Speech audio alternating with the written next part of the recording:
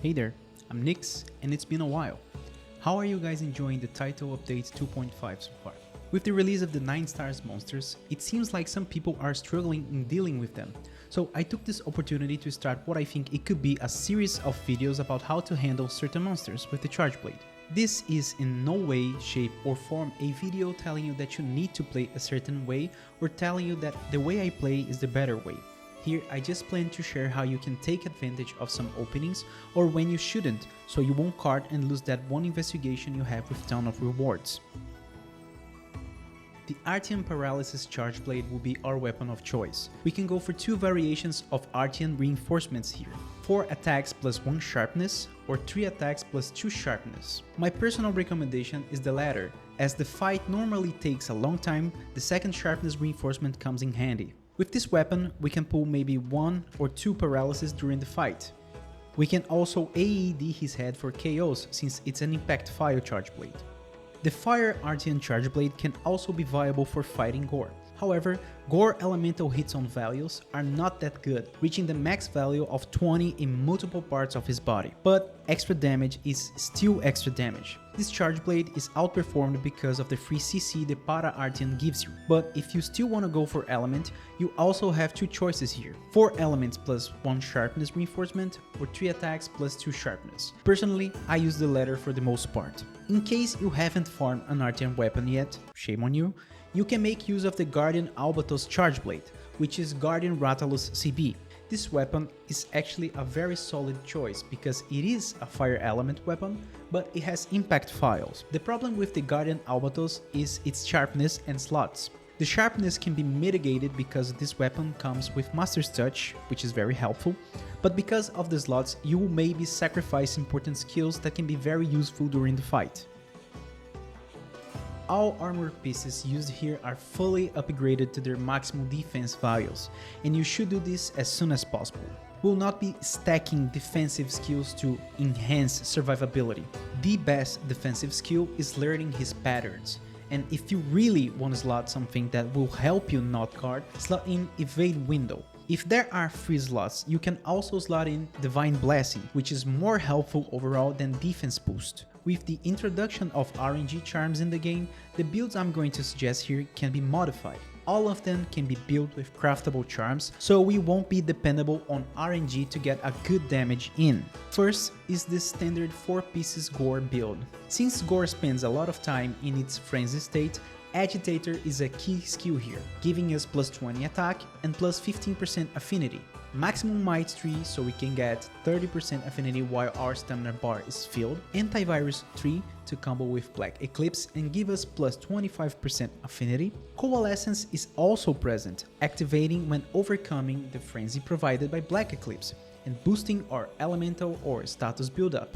Burst 1 is really good, giving us plus 80 attack and plus 60 element. Constitution 3, Evade Window 2 and Flinch Free 1 are useful byproducts of the armor. Constitution will help keep maximum might active, Evade Window will provide us with more invincibility frames, and Flinch Free makes so this build can also be used in multiplayer. For the charm, in case you don't want to use a farmable charm, you can use the Exploiter 2 charm for Weakness Exploit 2, which will give us plus 10% affinity.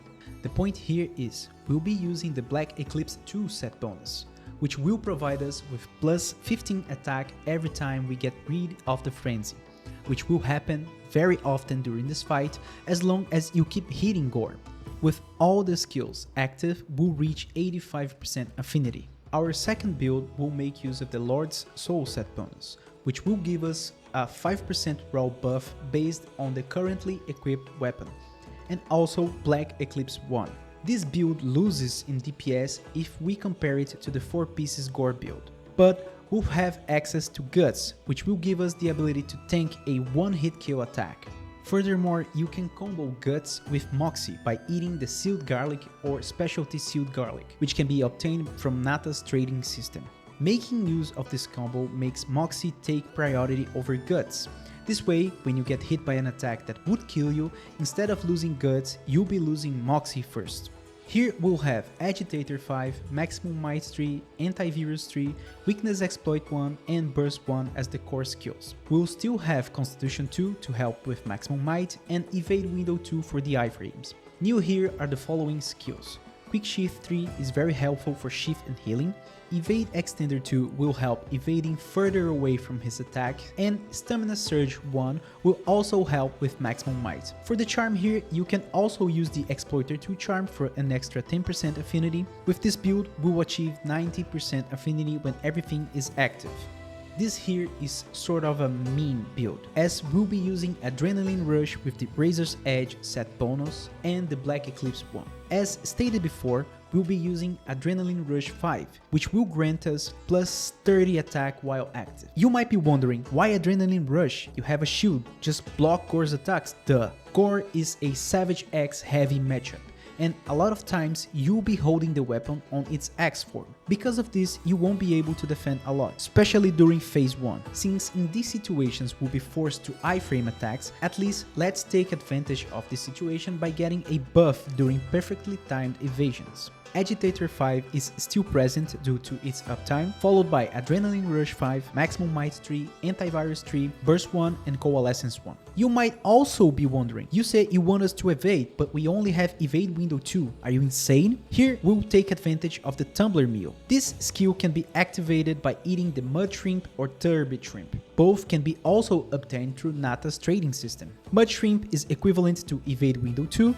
while Turbid Shrimp is equivalent to Evade Window 3. This way, we'll be using the equivalent of either Evade Window 4 or 5. To make this build, we'll have to use the Challenger 2 charm. We'll have a free level 1 decoration slot, so you can slot in something useful here. If you plan to use a farmable charm, I recommend using a Rarity 8 Attack Boost 3 charm.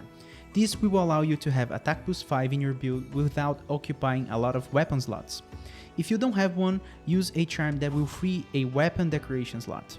There's a skill here that is a game changer when it comes to fighting and dealing damage to Gore Magala. The skill Mind's Eye 3 is a differential here. Equipping it will make you deal 30% more damage on his wing arms, torso, tail, front and rear legs. This is important because the tempered scars may show up on his head, but sometimes they'll spawn in his wing arms, rear legs and tail. We should at least equip Critical Boost 3 to deal 34% more damage on critical hits, and the last slot can be used with a certain degree of variation. If we're using a 3 attacks plus 2 sharpness reinforced Artian, we can use the last slot for a magazine/handcraft 1 jewel, which will grant us load shells 2 and handcraft 1.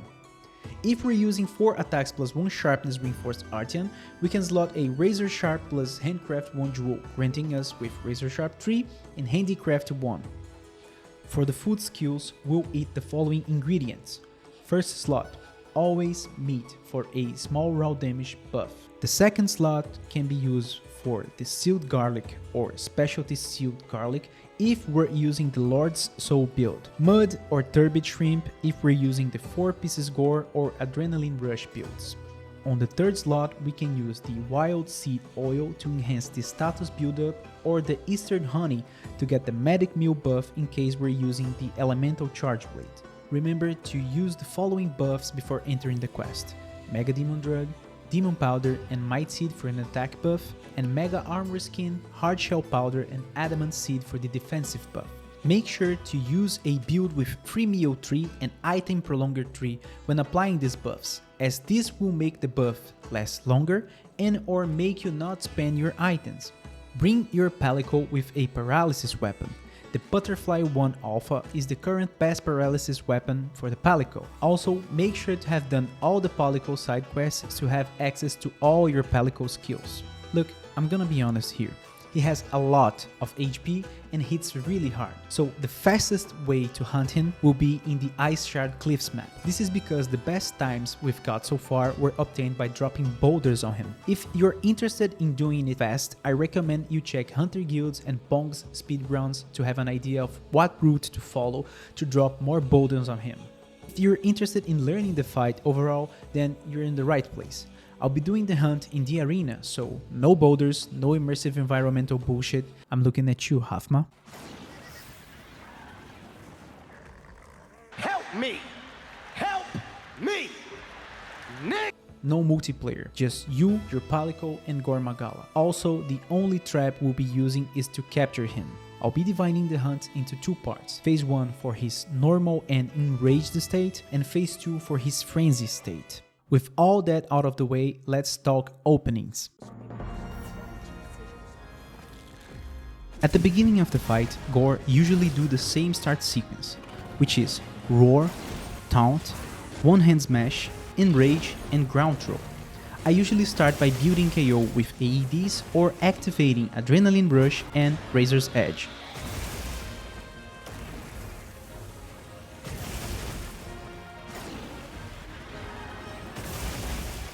From time to time, Gore will taunt you, so use this opportunity to AED his head or deal damage with Savage X. Pay attention to the taunt, he will always perform the one hand smash and then follow it with the ground throw, so be ready to AED his head and then roll out of the way. Pay attention to his dives. Using an AED after his dives is basically a gamble, so use it at your own discretion. The Frenzy Burst will be our main opening for damage. I separated 3 forms to take advantage of this opening. The first requires you to be positioned at the starting point of the attack, and to do this you just need to align yourself to Gore's head position. This way you'll guard only one burst and be able to AED his head. The second form I consider to be the easiest way to take advantage of this attack. Just roll between his legs and X away.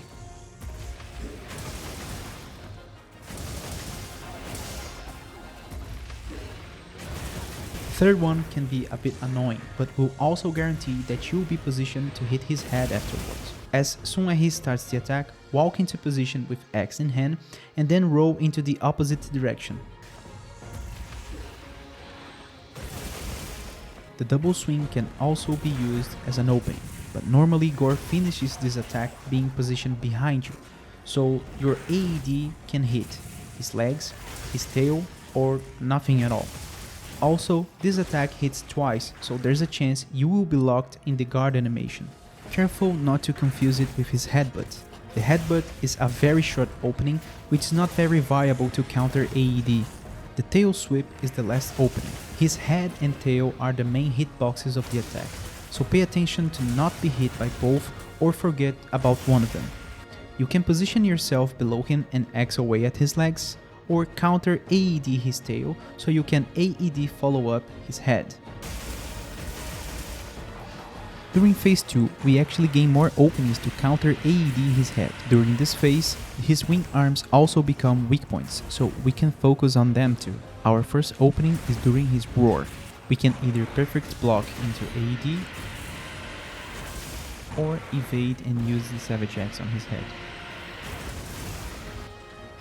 The horizontal frenzy burst is a great opening to counter AED his head or wing arm, but if he combo you into it, we can also iframe his attack by evading forward or backward. Never evade to the side, otherwise you will get caught in the continuous frenzy burst hitbox. Here we also have an one hand smash attack to counter AED. But he also does a two-hand smash version of this attack, in which the second hit can be used to counter AED. All of this can be iframed easily by rolling to the same direction the attacks come from. He also has a wing arm stomp attack that can be countered or evaded. If you want to evade it, do it by rolling forward or backwards. Rolling to the side might get you caught in the residual hitbox. In his frenzy, he can combo the ground throw attack with the wing arm stomp. It's not always that he'll do that and then follow up with the wing arm stomp, but in both cases, watch for the residual frenzy on the ground that will explode. The ground throw you can guard and then roll all of the residual frenzy or evade all of the combo. During this phase, his dive will become an opening. He will land behind you, so use focus mode to aim for his head if you counter AED or simply want to use the Savage X. If Gore is flying and you see him do a little wiggle in the air, he will come down for a wing arm claw swipe. This attack has a delay, so pay attention when his hand is about to connect with the hunter.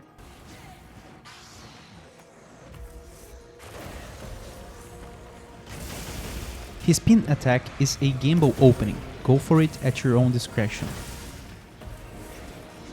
The last opening is what me and my friends call a focus assault, which is the moment Gore exposes a weak point wound after a specific attack. In this case, if he performs the ground throw but you see he's still standing, he will expose his weakness in his head. I recommend here evading, not guarding, and then going for the focus assault in his head, which will make him topple. Speaking of topples, if Gore is on the ground, the most effective way to deal damage is the ED loop, ED1, ED2 and then upswing. So every time you open a blue wound, you should perform this combo. If you didn't see a specific attack in this list here, it's because either I don't consider it a safe opening or I didn't figure a way to take advantage of it. If you know a better way to handle a not mentioned opening, feel free to leave a comment below. If you're seeing this final part, thank you for watching the video until the end. I hope this can be of use to all of the Monster Hunter community, especially if you're interested in the Charge Blade. If you want to support the channel, you can leave a like and or a comment, and also subscribe. Thank you again for watching, and I see you guys in the next video.